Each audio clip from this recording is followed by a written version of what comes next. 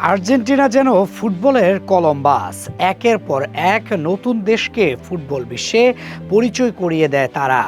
গত কাতার বিশ্বকাপের পর যে এমন কত দেশকে পরিচয় করিয়ে দিয়েছে তার কোনো ইয়ত্তাই নেই।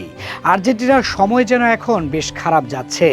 যেখানে একটি ট্রফির জন্য লড়াই করার কথা ছিল স্পেনের বিপক্ষে, সেখানে এখন লো র্যাঙ্ক দল গুয়েতেমালার সাথে খেলতে হবে তাদেরকে। যেই ম্যাচ নিয়ে গত 2 বছর ধরে হাইপ চলছিল সেটাই কিনা শেষ মুহূর্তে এসে ভেস্তে গেল। যুদ্ধের কারণে যেন সবকিছু পাল্টে গিয়েছে। মেসিদের সামনে ছিল শিরোপার হাতছানি। ক্যারিয়ারে 50তম ট্রফি জয়ের দিকে এগিয়ে যেতেন মেসি, কিন্তু সব যেন উল্টে গেল। কোথায় স্পেনের সাথে ট্রফির লড়াই, আর কোথায় গুয়েতেমালার সাথে। 27 মার্চ দোহায় ইউরো চ্যাম্পিয়ন স্পেন ও কোপা আমেরিকা জয়ী আর্জেন্টিনার বহুল প্রতীক্ষিত ফিনালিসিমা অনুষ্ঠিত হওয়ার কথা ছিল। তবে ইরানকে ঘিরে যুক্তরাষ্ট্র ও ইসরায়েলের সাম্প্রতিক সামরিক পরিস্থিতির কারণে পুরো মধ্যপ্রাচ্যে নিরাপত্তা নিয়ে উদ্বেগ তৈরি হয়।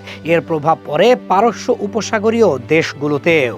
এই পরিস্থিতিতে নিরাপত্তার কথা বিবেচনা করে শেষ পর্যন্ত ম্যাচটি বাতিলের সিদ্ধান্ত নেওয়া হয়। একই কারণে 31 মার্চ কাতারের বিপক্ষে আর্জেন্টিনার নির্ধারিত আরেকটি ম্যাচও বাতিল করা হয়েছে। তাতে প্রশ্ন জাগে সবার মনে, তবে কি এই বিরতিতে কোনো ম্যাচ খেলবে না আর্জেন্টিনা? সেই প্রশ্নের উত্তর মিলেছে নতুন প্রতিপক্ষ গুয়েতেমালা। আর্জেন্টিনা ফুটবল অ্যাসোসিয়েশন তাদের আনুষ্ঠানিক বিবৃতিতে জানায়, আর্জেন্টিনায় দেখা যাচ্ছে ফিনালিসিমা বাতিল হওয়ায় লিওনেল স্ক্যালোনির দল এখন নিজ দেশেই অবস্থান করবে।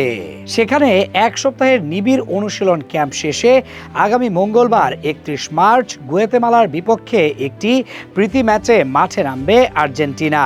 আসন্ন বিশ্বকাপের আগে ঘরের মাঠে এটি হতে যাচ্ছে আর্জেন্টিনার শেষ ম্যাচ। তবে ম্যাচটি কোন স্টেডিয়ামে অনুষ্ঠিত হবে এবং চূড়ান্ত দলে কারা জায়গা পাবেন সে বিষয়ে এখনও সিদ্ধান্ত নেয়নি আর্জেন্টিনা ফুটবল অ্যাসোসিয়েশন। সংস্থাটি জানিয়েছে আগামী কয়েকদিনের মধ্যেই আনুষ্ঠানিকভাবে স্কোয়াড ও ভেন্যুর নাম ঘোষণা করা হবে।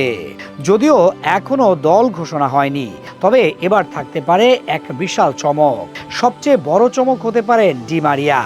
ধারণা করা হচ্ছে বিশ্বকাপের জন্য লিওনেল স্ক্যালোনি চেষ্টা চালিয়ে যাচ্ছেন ডি মারিয়াকে স্কোয়াডে নেওয়ার জন্য। যদি আর্জেন্টাইন এই ফুটবলার দলে ফিরতে রাজি হন অবসর ভেঙে, তবে বিশ্বকাপের আগে প্রীতি ম্যাচের স্কোয়াডেও দেখা যাবে তাকে। এদিকে আরেকটি প্রস্তুতি নিয়ে রাখতেই পারে আর্জেন্টিনার সমর্থকরা। সেটা হচ্ছে লিওনেল মেসিকে শেষবারের মতো দেশের মাঠে কোনো ম্যাচ খেলতে দেখা। সব ঠিক থাকলে যদি আমেরিকা বিশ্বকাপে অবসর নেন মেসি, তবে ঘরের মাঠে এটাই তার শেষ ম্যাচ।